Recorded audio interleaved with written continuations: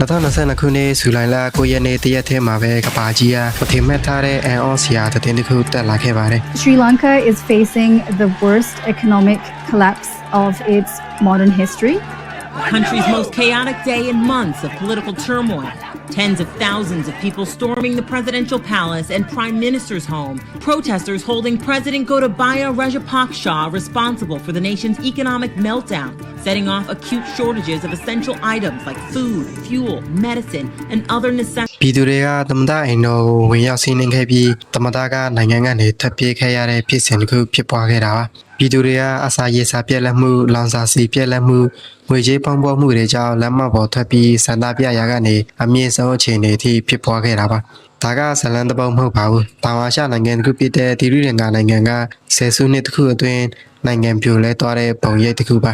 ဒီနိုင်ငံဘာကြောင့်ဒီလောက်အခြေအနေအထိဖြစ်သွားခဲ့ရပါလဲတီဗီကိုကြည့်ပြီးတော့ရေမိတ်ဆွေတို့ကကပ္ပချင်းငွေစနစ်နဲ့အကျွေးပုံစံတွေပေါ်အမြင်တွေပြောင်းလဲသွားမှသိချပါတယ်ဟယ်လိုအားလုံးမင်္ဂလာပါအတန်ပိတ်ကနေအားလုံးကိုပြန်ပြီးကြိုဆိုလိုက်ပါတယ်အိန္ဒိယသမုဒ္ဒရာရဲ့ကြာမြင့်ရတနာလို့တင်စားခံရတဲ့ဒီလီလင်္ကာနိုင်ငံက1948ခုနှစ်ဖေဖော်ဝါရီလ4ရက်နေ့မှာဗြိတိရှစီကနေလွတ်လပ်ရေးရရှိခဲ့ပါတယ်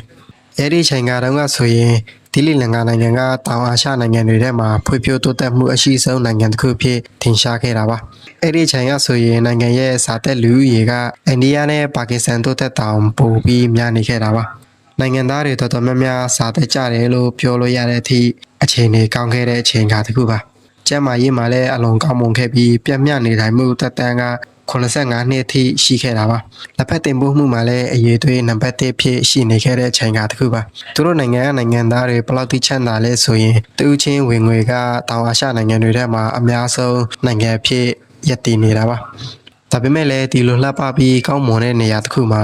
မကောင်းတဲ့အရာတွေအထူးသဖြင့်ဖျက်ဆီးဖို့မွေးဖွားလာခဲ့တဲ့နတ်ဆိုးတွေကအမြဲရှိနေတတ်ကြပါတယ်1980ခုနှစ်ကာလတွေမှာရေကောက်ပွဲကိုအကြောင်းပြပြီးစင်ဟာလီလူမျိုးစုတွေနဲ့တမီလူမျိုးစုတွေကြားအငင်းပွားမှုပြိပခါတွေပေါ်ပေါက်လာခဲ့ပါတယ်ဒီလင်္ကာနိုင်ငံရဲ့လူဦးရေတော်တော်များများဟာစင်ဟာလီလူမျိုးစုတွေပါတမီလူမျိုးစုတွေကတော့လူနည်းစုလူမျိုးစုတွေပါဒီလိုအခြေအနေကနေပဲလူမျိုးစုတွေကြားမညီညွတ်မှုတွေကြောင့်ပြည်တွင်းစစ်ဖြစ်ပေါ်ဖို့မိစပြုလာခဲ့ပါတယ်အစိုးဆောင်ခြေနယ်တစ်ခုက1983ခုနှစ်မှာ Black July လို့ခေါ်တဲ့လမ်းမပေါ်ကစန္ဒပြပွဲတွေအထီးကရုံဖြိုခွင်းမှုတွေကြောင့်တမီရက်သားတွေအသက်ခံရကနေ26နှစ်ကြာပြည်တွင်းစစ်စတင်ဖြစ်ပေါ်လာခဲ့ပါတယ်ပြည်တွင်းစစ်ကြောင့်ဒီလင်္ကာနိုင်ငံကအကြက်အသေးနဲ့ရင်ဆိုင်ခဲ့ရပြီးနော်ဝေရဲ့ဂျိုင်းဝင်စစ်ဆက်မှုကြောင့်2002ခုနှစ်မှာဒီလင်္ကာအစိုးရနဲ့တမီတော်လှန်ရေးတပ်ကြားအပြည့်ရဲ့သဘောတူညီမှုလက်မှတ်ရေးထိုးခဲ့ပါတယ်ဒါပေမဲ့ဒါကလုံးဝပြီးတိုင်းအပြည့်ရဲ့သဘောတူညီမှုမဟုတ်ပါဘူး1985ခုနှစ်ကနေ2008ခုနှစ်အထိအပြည့်ရရေးအချိန်ချင်းဆွေးနွေးခဲ့ပေမဲ့မအောင်မြင်ပဲပြည့်ပြည့်သွားခဲ့ပါတယ်။နိုင်ငံကပြည်တွင်းစစ်ဖြစ်နေတဲ့ကြားကအဆိုးဆုံးချိန်တွေတစ်ခုက2004ခုနှစ်အာရှဆူနာမီကြောင့်ပါ။ဒီလင်္ကာနိုင်ငံကလည်းဒီအာရှဆူနာမီကြောင့်အကြီးအကျယ်ခံစားခဲ့ရပြီးလူပေါင်း3000ကျော်သေဆုံးခဲ့ရတယ်လို့လူပေါင်း9သိန်းကျော်အိုးမဲ့အိမ်မဲ့ဖြစ်ခဲ့ရတာပါ။စစ်ပွဲကလည်းဆွေးနွေးမှုတွေမအောင်မြင်တဲ့ကြားကတစ်ဖက်နဲ့တစ်ဖက်အမြင့်ဆုံးချိန်တွေအထိရောက်ရှိလာခဲ့ပါတယ်။2009ခုနှစ်မှာသမ္မတဖြစ်လာတဲ့မဟင်ဒရာရာဂျာပက်ဆာလက်ထက်မှာတမီတော်လှန်ရေးတပ်တွေကိုအနိုင်ယူခဲ့ပြီး26နှစ်ကြာပြည်တွင်းစစ်ကို2009ခုနှစ်မေလ19ရက်နေ့မှာအပိသက်အဆုံးသတ်နိုင်ခဲ့ပါတယ်26နှစ်ကြာပြည်တွင်းစစ်ပွဲကြောင့်လူပေါင်း6000ကနေတသိန်းအထိအသက်ပေးခဲ့ရတာပါစစ်ပွဲကိုဆုံးသတ်နိုင်ခဲ့တဲ့မဟင်ဒရာဂျာပက်ဆာမိသားစုကလည်းနိုင်ငံထဲမှာအတော်လေးအင်အားကြီးထွားလာခဲ့ပါတယ်ဂျာပက်ဆာကိုတိုင်ကတမတာဖြစ်ပြီးတော့မှသူ့ရဲ့ညီကိုတွေဖြစ်တဲ့ကိုတာဘာရာကကာကွယ်ရေးဝန်ကြီးပါစီကပန်နာရေးဝန်ကြီးချာမယ်ကလှုပ်တော်ဥက္ကဋ္ဌဖြစ်ညီကိုလေးဦးကပဲနိုင်ငံကိုအောက်ချုပ်ခဲ့ပါတယ်မိသားစုတစ်ခုဆွေမျိုးတစ်ခုကပဲအောက်ချုပ်ခဲ့တဲ့နိုင်ငံတစ်ခုကအကြီးပြတ်ခြားဆမှုတွေနဲ့ပြည်လာခဲ့ပြီးနိုင်ငံကလည်းတဖြည်းဖြည်းဆင်းရဲလာခဲ့ပါတယ်သူတို့လက်ထက်မှာတိစောက်ခဲ့တဲ့စီမံကိန်းတွေတော်တော်များများဟာတရုတ်ရဲ့စီးပွားရေးစင်ကြံစီမံကိန်းကနေချေးငွေဘီလီယံနဲ့ချီယူပြီးတော့မှစီမံကိန်းတွေကိုတည်ဆောက်ခဲ့တာပါယထာလန်းတွေကားလမ်းမတွေမိုးမျှော်တိုက်တွေကတကယ်တော့နိုင်ငံအတွက်ဘာမှအသုံးမဝင်ခဲ့ပါဘူးနိုင်ငံကိုအကျွေးနုံတဲ့နှစ်စီခဲ့တဲ့အချက်တွေကလွှဲရင်ကျန်တာဘာမှသုံးမတဲ့တဲ့စီမံကိန်းတွေပါသမ္မတရာဂျာပက်ဆာရဲ့မွေးရမြေမှာဆိုရင်သူတည်ဆောက်ခဲ့တဲ့စိတ်ကမ်းတွေကအသုံးပြုသူလည်းမရှိသလိုပါတင်ပေါ်မှလည်းစိတ်ကမ်းမှုမရှိပါဘူးဒီလိုတော့မဝင်တဲ့စီမံကိန်းတွေတက်ကြောက်လဲနိုင်ငံကအကျွေးပြဿနာတဲ့တဖြည်းဖြည်းကြီးထွားလာခဲ့ပါတယ် 2019ခုနှစ်မှာတော့ဟာပန်ဒိုတာစိတ်ကန်းကို69နှစ်လောက်ပန်ခွင့်နဲ့တရုတ်လက်ထဲရောင်းချခဲ့ရတဲ့အထိအခြေအနေဆိုးရွားလာခဲ့ပါတယ်။တီလီလင်္ကာရဲ့ဖြစ်ရပ်တွေကြောင့်ကမ္ဘာတော်ရဲ့နိုင်ငံတွေကတန်တမန်ရေးရာအကျွေးထောင်ချောက်ရဲ့တတိပေးချက်တန်ကိုမြဝထင်ထင်တွေ့မြင်ခဲ့ရတာပါ။2015ခုနှစ်မှာမဟင်ဒရာကတမဒရာထူးကနေနှုတ်ထွက်ခဲ့ပေမဲ့နိုင်ငံကအကျွေးနွန်တဲ့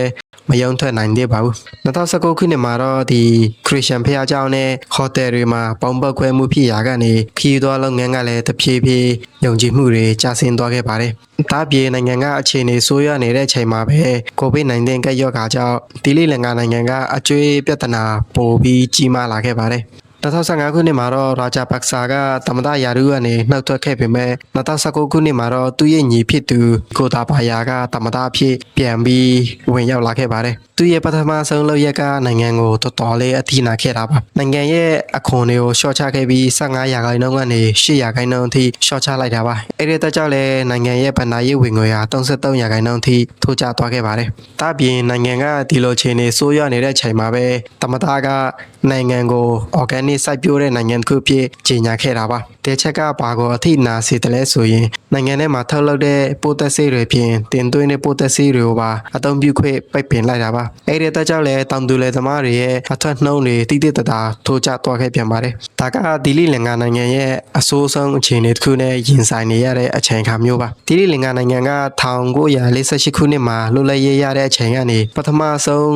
နိုင်ငံရဲ့အကျွေး46ဘီလီယံမဆက်နိုင်တော့တဲ့အကြောင်းကြေညာခဲ့တဲ့အချိန်တွေအထိရောက်ရှိလာခဲ့ပါတယ်။ငွေကြေးပေါင်းမှုကလည်း69%အထိရောက်ရှိလာခဲ့ပြီးစေဝါတွေမရှိလောင်စာဆီမရှိဘဲနဲ့တနေ့10နာရီလက်စစ်မီပြတ်တောက်မှုနဲ့ပါကြုံတွေ့ခဲ့ရပါတယ်။ပြည်သူတွေစံတပြမှုကြောင့်2022ခုနှစ်မှာသမ္မတကနိုင်ငံကနေထွက်ပြေးခဲ့ရတဲ့အထိအခြေအနေကဆိုးရွားလာခဲ့ပါတယ်။သမ္မတထွက်ပြေးပြီးတဲ့နောက်မှာတော့ရာနီဆိုတဲ့လူကသမ္မတနေရာဝင်ရောက်ခဲ့ပြီး ISN နဲ့3ဘီလီယံချွေးငွေစာချုပ်ကိုချုပ်ဆိုနိုင်ခဲ့ပါတယ်။အရင်ကနှိမ့်ချခဲ့တဲ့အခွန်နှုန်းထားတွေကိုလည်းပြန်ပြီးမြင့်တင်ခဲ့တယ်လို့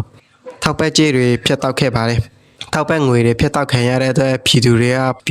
ပိုပြီးချက်တဲလာတဲ့ဆိုပေမဲ့သမ္မတဖြစ်သူကဒါကနိုင်ငံကိုကယ်တင်ဖို့အတွက်ဆိုပြီးကြွေးကြော်ခဲ့ပါတယ်။ဒါမဲ့တကယ်လည်းသူ့ရဲ့လက်ထက်မှာနိုင်ငံရဲ့ GDP က4.5%အထိတိုးတက်လာခဲ့ပါတယ်။ငွေကြေးဖုံးပေါမှုကလည်း1.5%အထိတိုးကျခဲ့တယ်လို့နိုင်ငံခြားရန်ငွေအမေရိကန်ဒေါ်လာ3ဘီလီယံအထိပြန်ပြီးစုဆောင်းနိုင်ခဲ့ပါတယ်။တီလီလင်္ကာနိုင်ငံရဲ့အကျွေးပြဿနာနဲ့နိုင်ငံရေးမတည်ငြိမ်မှုတွေကြောင့်နိုင်ငံကအဆင်ပြေရာကနေအဆိုးဆုံးခြေအနေနဲ့ဒေဝါလီခံရတဲ့အထိဖြစ်သွားခဲ့တဲ့အခြေအနေတစ်ခုပါဒါကတီလီလင်္ကာနိုင်ငံတစ်ခုအတွက်အကျွေးပြဿနာပြီးရောတပုတ်မဟုတ်ပါဘူးကျွန်တော်တို့နိုင်ငံပါဝင်နိုင်ငံတော်တော်များများဒီချွေးငွေတောင်ကျောက်တွေကြားမှာပိတ်မိနေတဲ့ပြဿနာတွေနဲ့အကြီးအကျယ်ရင်ဆိုင်နေရတာပါဒီဗီဒီယိုကနေတခုခုရရှိလိုက်မယ်လို့ယုံကြည်ပါတယ်အဆုံးထိကြည့်ရှုပေးတဲ့လူအားလုံးကိုကျေးဇူးတင်ပါတယ်နောက်ဗီဒီယိုမှာပြန်လည်ဆုံတွေ့ပါအောင်မယ်